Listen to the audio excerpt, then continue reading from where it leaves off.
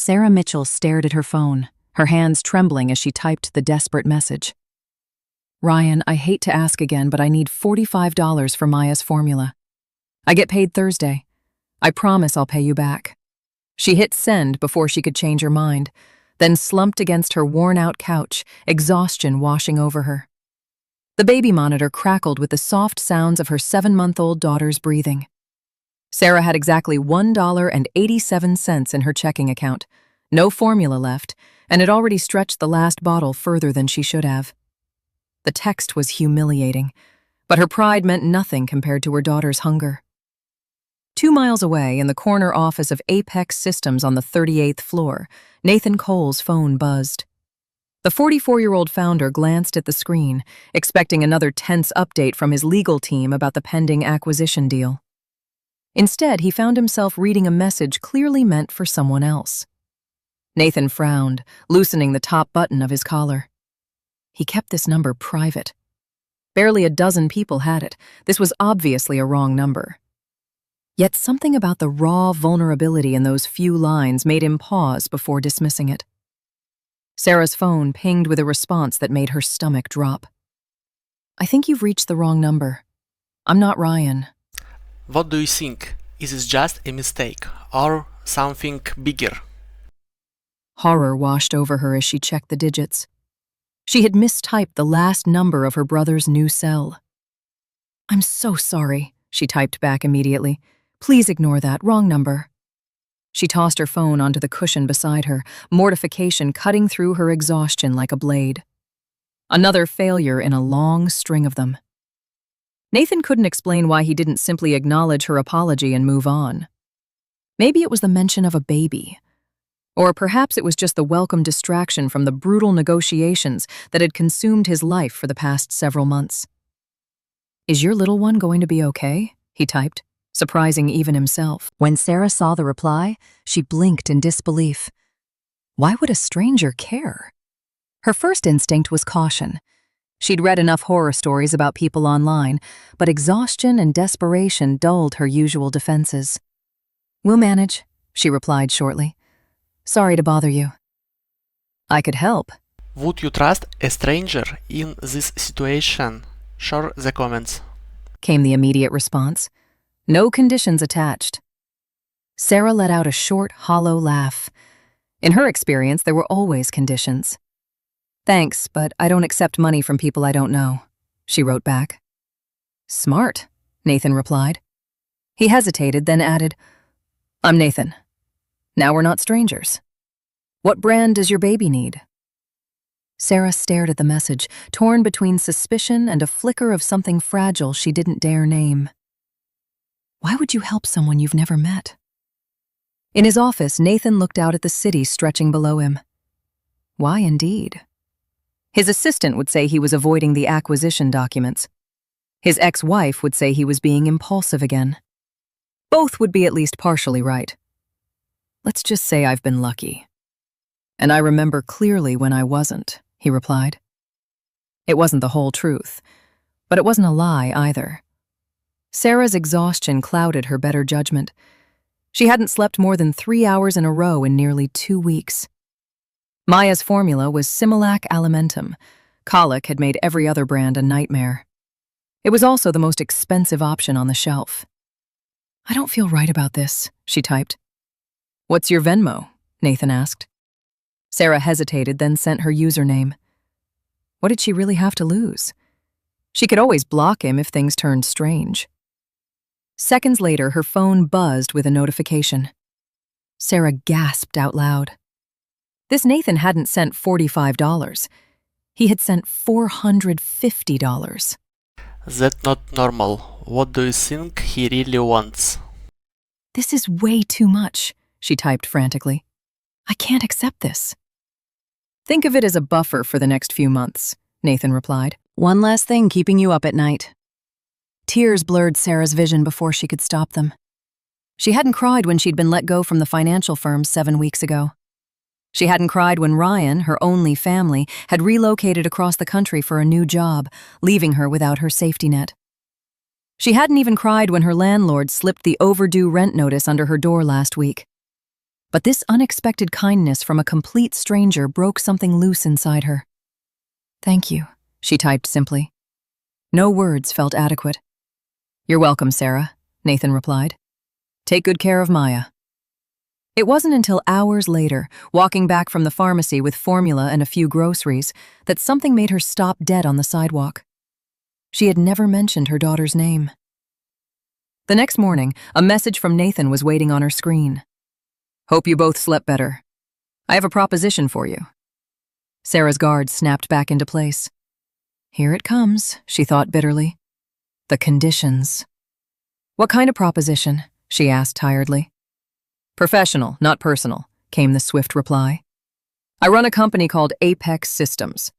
We're looking for someone with a background in finance for a short-term project. Your brother Ryan mentioned you were between jobs."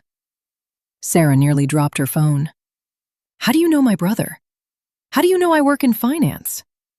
"I apologize for looking into it," Nathan wrote. "Your number is nearly identical to Ryan Mitchell's, who works in our talent acquisition team. When I mentioned the wrong number story to him this morning, he immediately figured out who you must be. He speaks very highly of you." Sarah sank onto the edge of her bed, relief and unease wrestling inside her. It was a plausible explanation. Her brother did work in HR at some tech company. She'd honestly never paid much attention to the details. He'd only just started there. "So this was all just coincidence?" "Completely," Nathan confirmed.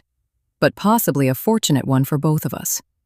We genuinely need help reconciling financials before a major acquisition closes. 3-month contract, with the possibility of something permanent. Would you be open to an interview?" Sarah's mind raced. It felt too neat, too convenient. And yet, she'd been sending out resumes for weeks without a single callback. Her savings were gone. Rent was overdue. Could she really afford to turn this down out of suspicion? "I'd be open to hearing more," she finally replied carefully. "But I'd need flexibility. I have Maya, and childcare is—" "We have on-site childcare for employees," Nathan wrote back immediately. "And flexible hours. Come in tomorrow at 10. I'll have reception expecting you." Apex Systems headquarters was a gleaming tower of glass and polished steel. Sarah adjusted Maya's carrier on her arm, straightened her second-hand blazer, still presentable if you didn't look too closely, and pushed through the revolving doors. The security guard at the front desk smiled before she even reached him. "Sarah Mitchell?" At her nod, he continued.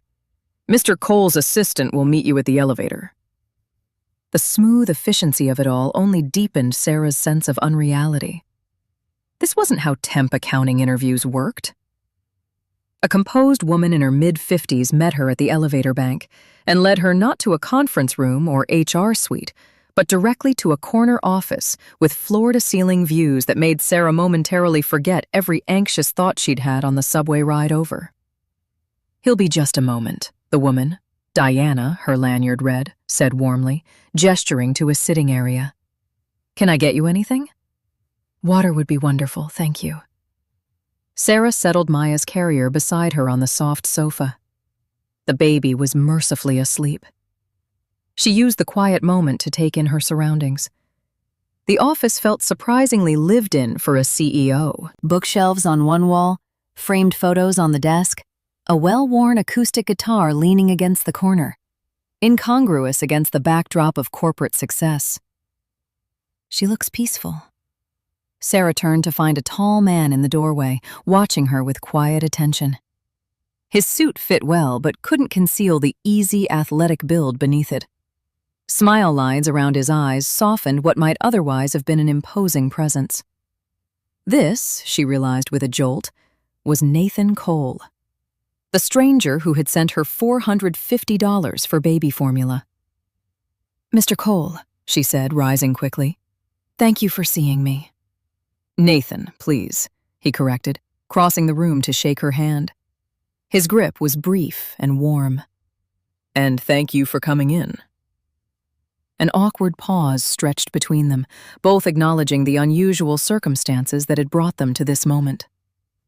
"I should explain the texts," he said finally, taking a seat across from her. I don't make a habit of accepting money from people I've never met, Sarah replied, finding her voice. I'm still not entirely comfortable with how this all came together. Nathan nodded, respecting her directness.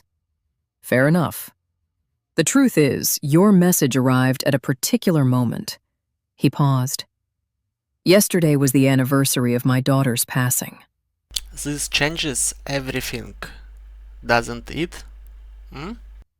Sarah's breath caught. I'm so sorry. Olivia would have been 9, he continued, his gaze drifting briefly to Maya. Pediatric cancer. She fought for 2.5 years. Sarah instinctively reached for Maya's carrier. The small protective gesture didn't go unnoticed. When your text came in about the formula, Nathan said quietly, it felt like, I don't know how to explain it, a chance to help someone, the way I couldn't help her. The explanation quietly dismantled the suspicion Sarah had been carefully maintaining. The fear that this was some elaborate setup, or that he expected something inappropriate in return, began to dissolve. And the job? She asked, keeping her voice steady. Completely legitimate, he assured her. The connection to your brother was genuinely coincidental, but when I mentioned it to the team, Ryan recognized the situation immediately. He's been worried about you. Sarah felt a flush of embarrassment. He doesn't know how bad things got. I didn't want him worrying when he's just getting settled. Family pride, Nathan said with quiet understanding. I know that one well. He slid a folder across the coffee table. These are the specifics. 3 months, full benefits, competitive rate. We're preparing to close an acquisition and need someone to investigate discrepancies in the financial records. Sarah scanned the documents, her accounting instincts immediately registering the salary figure. More than she'd earned at her previous firm. This is generous for a temp contract.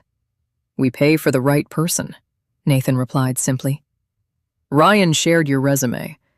4 years at Hargrove and Dean, graduated top of your program at Boston College. You're overqualified, frankly. Diana returned with water and coffee, giving Sarah a quiet moment to collect herself. The job was real. The salary would change everything. But something still nagged at her. Why didn't you just tell me who you were from the start? She asked, once Diana had slipped out. In the texts. Nathan considered this. Would you have believed me? Hi, I'm a CEO. Let me help you. Probably not, Sarah admitted. And there's the optics, he added. Personally reaching out to a candidate raises questions I'd rather not have to answer to the board. Maya stirred in her carrier, making small sounds Sarah recognized as the early warning signs of hunger. She lifted the baby and reached for the bag. Through there, Nathan said, gesturing to a door beside his desk. Small kitchenette, more private. Sarah nodded gratefully and slipped through to a well-appointed break room. As she prepared the bottle, she heard Nathan's voice through the wall, low and tense. I don't care what the timeline says, we're not cutting those positions. Because those people were promised stability, that's why. He caught sight of her returning and ended the call quickly. Sorry, acquisitions are never clean. It sounds like you actually care about your people, Sarah observed, settling back with Maya. I try to. He watched as she fed the baby. You're a natural with her. I had to figure it out fast, Sarah said softly. Her father left when I was 4 months along. It's been just the 2 of us. Something shifted behind Nathan's eyes. His loss, he said simply. The conversation moved into the specifics of the role, scope, timeline, reporting structure. Sarah found herself relaxing as they covered familiar territory. Finance, at least, made complete sense to her. One more thing, Nathan said as the meeting drew toward a close. The on-site daycare has a short waiting list. Until a spot opens for Maya, would you be comfortable working from the suite adjacent to my office? There's a conference room you could use, and she'd be welcome. The nature of what you'll be reviewing requires discretion anyway. That's unusually accommodating. "We need the work done properly," Nathan replied, though something in his expression suggested there was more to it. Diana appeared at the door. "Your 11 o'clock is waiting." Nathan stood and extended his hand. "So, do we have a deal, Sarah Mitchell?" She hesitated only briefly before taking it. "Yes. Thank you for the opportunity." "Perfect. Diana will walk you through the paperwork. You can start Monday." He paused at the door. "And Sarah, the $450 was a gift, not a loan. Please don't spend another moment thinking about it." Before she could respond, he was gone. What Sarah didn't see was Nathan stopping in the hallway, pulling a small photograph from the inside pocket of his jacket. A woman laughing, holding a dark-haired toddler, and looking at it for a long, still moment before tucking it carefully away and straightening his shoulders to face his next meeting. 3 weeks into her contract, Sarah had settled into a routine that still felt slightly unreal. Each morning, she and Maya would ride the elevator to the 38th floor, where Diana would greet them with a warm smile and, more often than not, a coffee for Sarah. The small conference room off Nathan's suite had been transformed into a proper workspace, complete with a portable crib for nap time. The financial reconciliation project was demanding but genuinely engaging, exactly the kind of work Sarah had thrived at before Maya's birth had redirected everything. The irregularities she'd been asked to investigate were subtle but consistent, small enough to appear like rounding errors in isolation, but taken together, they traced a deliberate, methodical pattern. "These numbers aren't random," Sarah murmured, tabbing between spreadsheets on her dual monitors. Maya babbled contentedly from her playmat, entertained by the toy set Diana had produced on the second day with no explanation. A soft knock pulled her attention up. Nathan stood at the door, jacket off, tie loosened, looking more worn than she'd seen him. He crouched immediately to say hello to Maya, who squealed and reached for him with both hands. Sarah watched the exchange with a complicated mix of warmth and wariness. The baby had grown unreasonably fond of him. "Making progress?" he asked. "Some," Sarah replied. "But I found something in the Harrington acquisition accounts that concerns me." Nathan's expression sharpened. "Show me." Sarah walked him through the pattern she'd uncovered, the variances too uniform to be accidental, the carefully adjusted entries that appeared to cover them. Someone has been systematically redirecting small sums from multiple accounts and obscuring the trail. "How much are we talking about?" Nathan asked quietly. "Approximately $2.7 million over the past 16 months. "You're certain?" "It's why you hired me," Sarah replied evenly. A shadow of something, guilt, tension, crossed his face. "I need you to compile everything into a formal report. Don't discuss this with anyone else yet, not even Ryan." "Not even your CFO?" she asked, surprised. Nathan's jaw tightened. "Especially not Marcus. Not until we know the full picture." After he left, Sarah sat back, uneasy. Why keep potential fraud from the chief financial officer? Unless... "No," she muttered. "Don't manufacture conspiracies." But the seed had been planted. That evening, after Maya was down, Sarah began her own quiet investigation. By midnight, she had built a troubling timeline. The irregularities had started precisely 3 weeks after Marcus Webb had been appointed CFO, following the abrupt resignation of his predecessor. The next morning, Sarah arrived early. Nathan's office was dark, which was unusual. He was always first in. A text arrived on her phone. "Emergency board session. Use the time to finish the report. We'll talk later." The vague message did nothing to settle her nerves. She put Maya in her play corner and returned to the records, widening her search. By noon, she was certain. Someone with deep access to Apex's financial infrastructure was systematically embezzling funds. The methodology suggested an architect, not a participant. She was so absorbed that she didn't notice Marcus Webb until he was standing in her doorway. Mitchell, he said smoothly. Working hard, I see. Sarah instinctively minimized her screen. Mr. Webb, can I help you? The CFO's smile was polished and didn't reach his eyes. I understand you've been doing some special work for Nathan. Curious that he didn't loop in the finance department. Just some reconciliation support for the acquisition, Sarah replied carefully. Nothing dramatic. Marcus stepped further into the room, glancing briefly at Maya. Quite an arrangement you have here. Private office, child in tow. Nathan must think very highly of your abilities. The insinuation landed precisely as intended. Sarah's cheeks burned. Mr. Cole values accurate work, she said stiffly. Of course he does, Marcus replied, his tone suggesting he believed nothing of the sort. Just remember, Ms. Mitchell, Apex was thriving before you arrived, and it will continue long after your contract ends.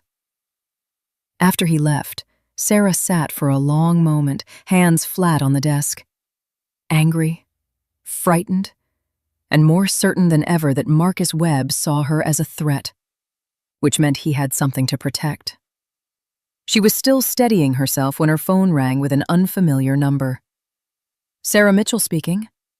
Ms. Mitchell, this is Special Agent Torres with the Financial Crimes Unit, FBI. The voice was crisp and direct. I understand you're currently employed at Apex Systems? Sarah's blood turned cold. Yes, that's correct. We're looking into some irregularities in the company's financial records. I'd like to speak with you in person. Today, if you're available. By the time Nathan returned from his board session at 3 p.m., Sarah was barely holding herself together. She pulled him into his office the moment he appeared.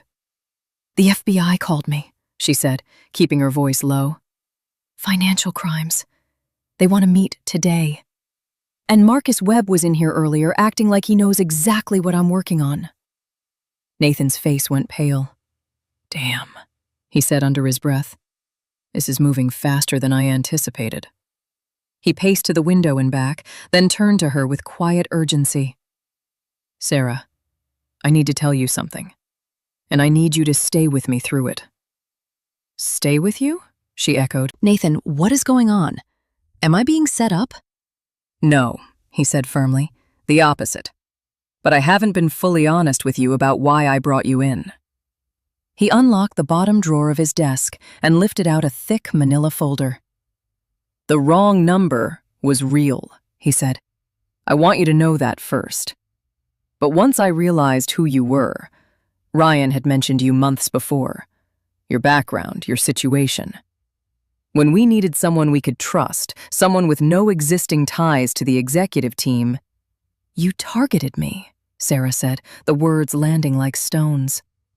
I gave you a legitimate job that you're genuinely exceptional at, Nathan said. Yes, I had a reason beyond the obvious, but not the kind you're thinking. He set the folder on the desk between them.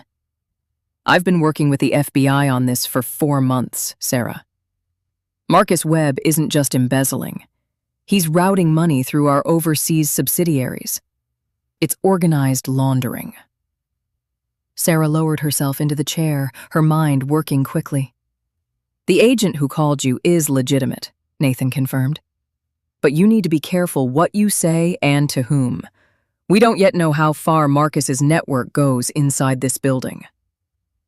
Before she could respond, Diana pushed through the door without knocking, something Sarah had never seen her do. Nathan! Her composure, usually unshakable, was fractured. They're here. Board security. FBI. They're saying... She faltered, glancing at Sarah with something between confusion and alarm. Saying what, Diana? They have a warrant. They're saying you've been misappropriating company funds. She paused. And they specifically named Miss Mitchell as an accomplice. Sarah felt the floor tilt. She pulled Maya against her chest without thinking. Nathan's expression hardened into something quiet and resolved. Diana, private elevator. Get Sarah and Maya out of the building right now. The Lakeview apartment. The safe house? Sarah repeated, the words absurd in her mouth. Sarah. Nathan gripped her shoulders and looked directly at her. Marcus knows you found the evidence. He's running the frame before we can. If you stay, they will separate you from Maya during questioning. The thought alone was enough. Sarah was already moving, grabbing Maya's bag. Diana collected the files from her desk with practiced efficiency. What about you? Sarah asked, at the hidden door behind the bookshelf. I'll handle it, Nathan said. I have people on the board I trust. Just stay safe until I reach you. He held her gaze a moment longer. I'm sorry I wasn't completely straight with you from the start. But everything else? Watching you work, watching you with Maya, none of that was strategy. I want you to know that. Then Diana was guiding her through the passage and into the private elevator, and Nathan was gone. The safe house was a quiet, well-furnished apartment in a secure building 20 minutes across town. Sarah paced. Maya slept in a portable crib that Diana had somehow produced along with diapers, formula, and a week's worth of essentials. You were prepared for this, Sarah observed, watching the older woman move calmly through the small kitchen. Nathan has been careful, Diana replied, setting a cup of tea on the counter for Sarah. When the discrepancies first surfaced 6 months ago, he knew it wasn't an accident. So this was all planned. Not all of it. Diana's expression softened. Finding you was genuinely accidental. But he recognized the circumstances. Someone with the right skills, with no connection to Marcus's circle. She paused. He went to the authorities initially, you know. 8 months ago. The investigation was quietly closed. Marcus has powerful friends. Nathan needed ironclad evidence before he could move again. Which I found, Sarah realized. Which you found, Diana confirmed. Sarah sat on the couch with her tea and looked at the closed bedroom door where Maya slept. She felt, all at once, completely drained. Hours later, past midnight, her phone buzzed with an unknown number. Are you safe? Yes. Is this? It's me. Had to get a new phone. They took my devices, but they released me for now. Marcus is playing this cleverly, positioning himself as the one who uncovered the fraud. What happens now? Now we use what you found. My contact at the bureau wants to meet tomorrow morning. 10 o'clock. Sarah read the message twice. Us? You found the evidence. You can walk them through it better than anyone. She looked over at Maya, who slept with her arms flung wide, completely trusting, completely unaware. Running would be the safe choice. She had enough saved now to relocate, start clean somewhere. But running meant Marcus Webb avoided consequences. It meant abandoning Nathan after he had put himself on the line trying to do the right thing. And despite the unorthodox beginning, despite everything, the job had been real. The respect for her work had been real. I'll be there, she replied. The next morning, in a nondescript office building downtown, Sarah presented her findings to Special Agent Torres in precise, methodical detail. She walked through every layer of the scheme, the diversions, the adjusted entries, the shell company trail, the way she would walk a client through an audit, clearly, calmly, without embellishment. When she finished, Torres leaned back. This is exactly what we needed. She looked at Nathan. The board meeting this afternoon? Webb will be there? Nathan nodded, along with the 2 members who've been running cover for him. They're planning to formally move against me. Vote me out before close of business. Torres smiled thinly. We'll be ready. The plan was clean and carried real risk. Nathan would walk into the board meeting as expected. Sarah would wait with the bureau team in the adjacent room, ready to present the evidence once Marcus made his accusations. The timing had to be exact. They needed Marcus to lie, explicitly, on record, with federal agents present. Before they left the building, Nathan pulled Sarah aside. "If something goes wrong," he said quietly, "Diana has instructions to get you and Maya out. There's an account in your name, enough to start over somewhere safe." He pressed a small sealed envelope into her hand. "It won't come to that," Sarah said, more steadily than she felt. "Just in case," he said, and then, more quietly, "Thank you for trusting me, given everything." The board meeting opened at 3 p.m. sharp. Through a monitor in the adjacent room, Sarah watched Marcus Harmon stand and address the assembled executives with the expression of a man performing reluctant duty. "It pains me to bring this forward," he began, distributing bound folders around the table. "But the evidence is unambiguous. Nathan Cole, with the assistance of an outside contractor named Sarah Mitchell, has been diverting company assets to offshore accounts."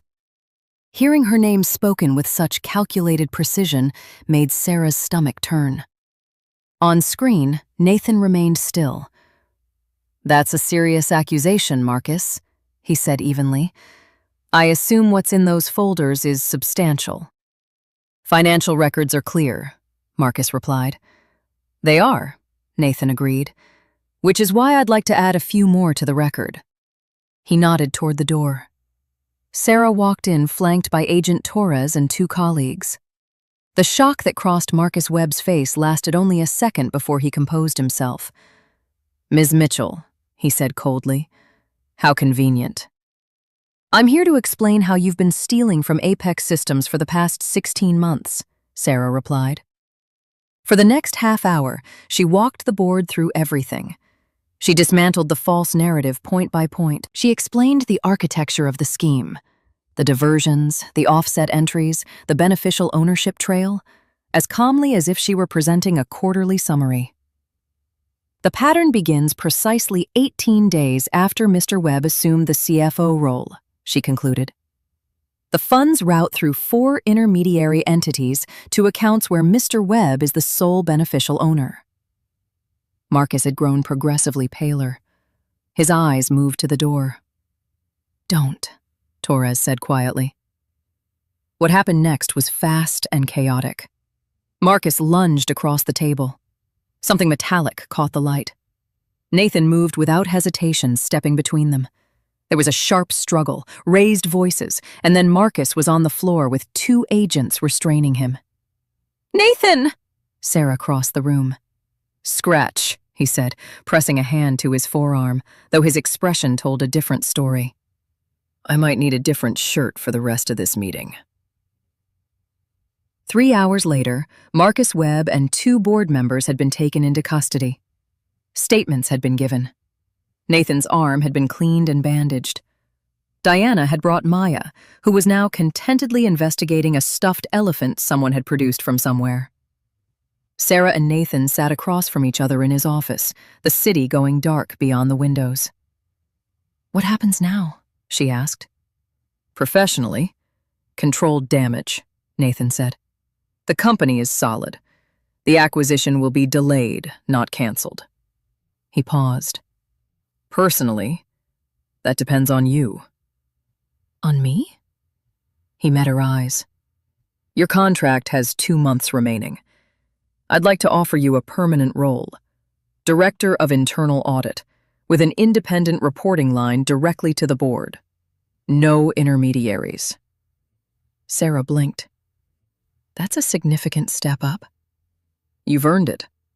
You saw what experienced executives missed, or chose to ignore. Apex needs someone with your judgment." He glanced at Maya. "And a spot has just opened in the company daycare, though she's welcome up here anytime," he added with a small, careful smile. He paused, choosing his next words. "Sarah, I know how this started wasn't right. I used your circumstances to serve a purpose, and I'm sorry for that, genuinely. But everything since then, getting to know you, watching you with Maya, seeing the way you work, that's been the most real thing in my life in a long time." Sarah was quiet for a moment. "I need time," she said honestly. There's been a lot. Of course, Nathan said immediately. Take whatever you need. 6 months later, Apex Systems held its annual end-of-year celebration. Sarah, fully settled into her role as Director of Internal Audit, watched with quiet pride as her team was recognized for building the company's new financial oversight framework from the ground up. Maya, now pulling herself to standing and looking enormously pleased about it, navigated unsteadily between Sarah and Nathan, who had long since become something more than her employer. Ready? Nathan said softly, taking her hand. Sarah felt the weight of the ring on her finger, still new, still occasionally surprising. They had taken things slowly, rebuilt trust in deliberate increments, and been transparent with the board about their relationship from the moment it began. Transparency, Sarah had decided, was the only way she knew how to live. As Nathan called for attention and shared their news with the room, Sarah thought about the text message that had started all of it. A desperate note sent to a wrong number that had somehow landed in exactly the right hands. She still teased him about his instinct to play rescuer. He still maintained the wrong number had been the best mistake he'd ever stumbled into. Later that night, tucking Maya into bed in the home they now shared, Sarah spoke quietly into the dark. Sometimes the thing that feels like it's about to break you is actually the thing pointing you exactly where you were meant to go. I am really glad this story had a good ending. Sometimes life surprises us in a most unexpected ways. If you enjoyed this video, don't forget to like and subscribe. It really helps the channel grow. And I see you in a next story. Bye bye.